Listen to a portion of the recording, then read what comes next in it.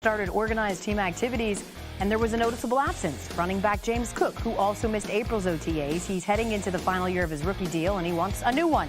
Here's his head coach, Sean McDermott, talking about his leading rusher's absence. Yeah, we're staying in touch, like you'd expect a player and a coach to do.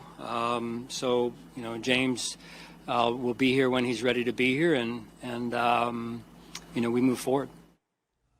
And there it is, a reminder that these are voluntary workouts. We bring in our NFL reporter, Jeff Darlington, who has much more. He'll be there when he's there. What are you hearing out of Bills camp surrounding James Cook?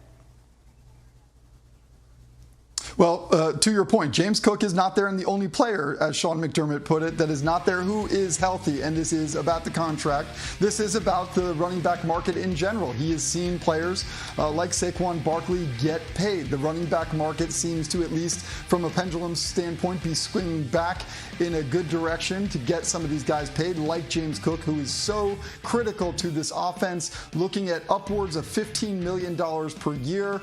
Brandon Beane, the general manager of the Bills, is the type of GM who's going to pay the players who mean the most to him, but he's also not one to simply pay him for no reason. I do think, though, that this will get done. It's a matter of when, and it would not surprise me if it's done before training camp. All right, so if he does get that $15 million per year that he's looking for, it would tie him for third most with Derrick Henry. Christian McCaffrey, Saquon Barkley make more. In terms of where he sits right now, James Cook ranks 50th in average per year, so it would be a significant jump. All right, another OTA absence happening down in Atlanta, and I'm talking about Kirk Cousins. The team and quarterback willing to part ways after he lost his starting job to Michael Penix Jr., but a trade's complicated by one reason. Well, 27 million reasons, because that's what he's guaranteed this season. What more, Jeff Darlington, can you tell us about where things stand between the two? Well, it's even more complicated because the Falcons haven't really budged at all this offseason on the idea of simply unloading him for nothing. Raheem Morris saying that no, Kirk Cousins was not there. He was not in meetings. He did not see him at OTAs. And clearly we can see the writing on the wall here. Michael Penix Jr. is the starting quarterback moving forward. Kirk Cousins doesn't love the idea of that at this stage of his career, regardless of the money that he is currently guaranteed. So, of course, we know where this ultimately is headed. They will look for a trade suitor at some point, even though at this point the Atlanta Falcons are holding firm and making very clear they are not just going to unload him for nothing. They want to get something in return. A reminder that we are just 14 months removed from him signing that 4-year, $180 million pact with the Falcons. That also includes a no-trade clause and is worth $100 million guaranteed. Kirk Cousins has the greatest agent I've ever seen in my life. Jeff Darlington, thank you. Started OTAs today without knowing whether Aaron Rodgers will play for them. For now, Mason Rudolph is the starting quarterback. He talked about the situation hanging over his head. Well, that's nothing new to me. There's been constant noise. That is the nature of the NFL. So I am been used to that for a long time now. Do nothing but be the best I can be and help our team get better this spring. Our quarterback, Tim Hasselbeck, joining us now to break this down. Tim, how do you see this quarterback room playing out in Pittsburgh this upcoming season?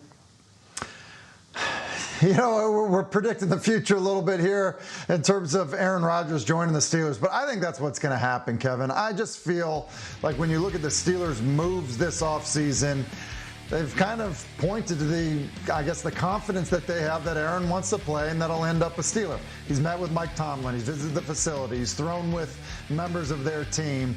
I just think that's the expectation. And I think it's okay to wait until training camp for him to show up. He's played a couple decades in the NFL. He'll go down as one of the all-time greats. You know, some guys kind of earn the right to do that. And quite frankly, it's better than their current options. Look, Mason Rudolph, I think probably would play better than most people would think. But he can't be the solution for the Steelers. And Mike Tomlin, who's probably under a little bit of heat in terms of, lack of postseason success that they've had in recent years. And so Aaron Rodgers makes sense both for Rodgers and for the Steelers. And it feels like everybody, all the parties understand they're not getting the Aaron Rodgers that we saw who was an MVP. Rodgers finished 25th in the NFL in total QBR last season, the second worst mark of his career. Now, let's go to another situation, and the Panthers are hoping their quarterback situation is settled after Bryce Young finished much stronger than how his sophomore season started. The former #1 pick overall was benched in Week 3, returned in Week 8. Here's Young today on this offseason.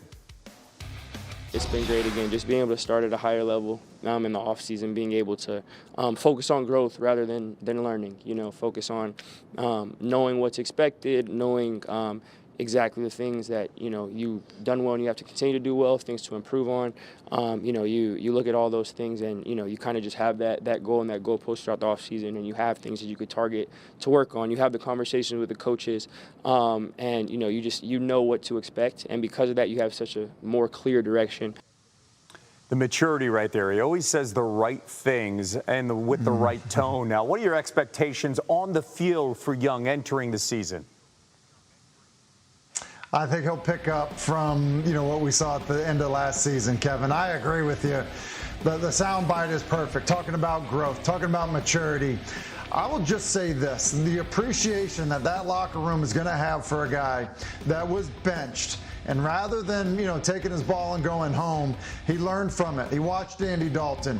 He grew and matured as a player. And when he got his opportunity again, he took it and ran with it. And I think the Panthers feel like they have their franchise quarterback because of it.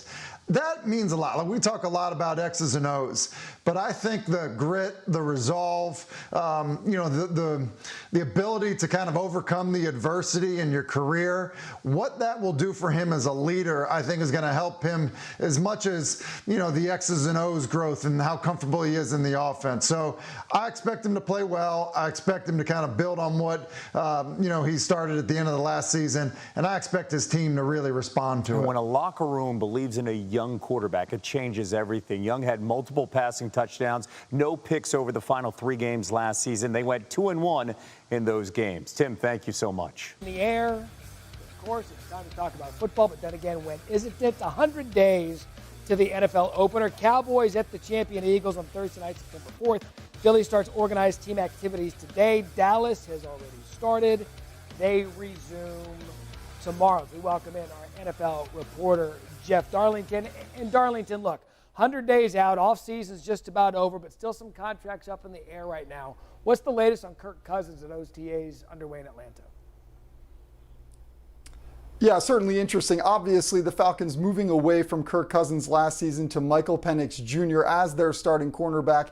As such, now Kirk Cousins, a no-show at the start of these organized team activities. Looking like he does not want to be with the Falcons anymore. You can understand why at this point. He feels like he has been replaced. Now the question, of course, is can the Falcons trade him? They have made clear at this point that they are staying firm. They're certainly not looking to unload him for pennies on the dollar. They want to make sure that if they do get something for him, because as they learned last year, it is important to not just have one quarterback. Aaron Rodgers also a player that we are clearly watching very closely to see if he will eventually sign with the Steelers, who have Mason Rudolph essentially slated as their Week 1 starter at this point. From my conversations, the Steelers do still feel confident that Aaron Rodgers will wind up as their quarterback. But again, until Rodgers signs that deal, until he says he is coming to the team, obviously we will be waiting and wondering if it will be the case. Yeah, Pittsburgh fans hopefully not holding their breath for that one. OTAs also underway in Buffalo. A few players not participating today. So what's the latest on James Cook? Yeah, a couple reasons for the lack of participation. James Cook, the only player who's not there, who is healthy and not reporting. Now, this is a contract situation with James Cook. He wants to get paid. He has seen Saquon Barkley get paid. He has seen other players be rewarded at his position, and he is looking for upwards of $15 million at the position. Now, of course, the question becomes, will the Bills go ahead and sign him by the time training camp rolls around? We know of his importance and his value to this team. And Brandon Beane generally does pay the players that mean the most. Joey Bosa, a tough one here, injured his calf and now expected to be ready for training camp, but we will not be seeing him out there until then. Sean McDermott pretty much confirming as much, that he will miss all of OTAs dealing with that injured calf. But again, the team still feels like this is a much needed addition, not only from a pass rush standpoint, but from a leadership standpoint. They do expect him to be certainly ready by week 1 of the season. Yeah, Bosa played in 14 games in 2024, only came away with 5 sacks last season. Darlington, I want to go back to the top of the show in the NBA and Tyrese Halliburton. He showed up wearing a suit with shorts, a shorts suit. I can see Jeff wearing that too. You're pretty fashion forward. Would you wear a short? That's actually For the Steelers.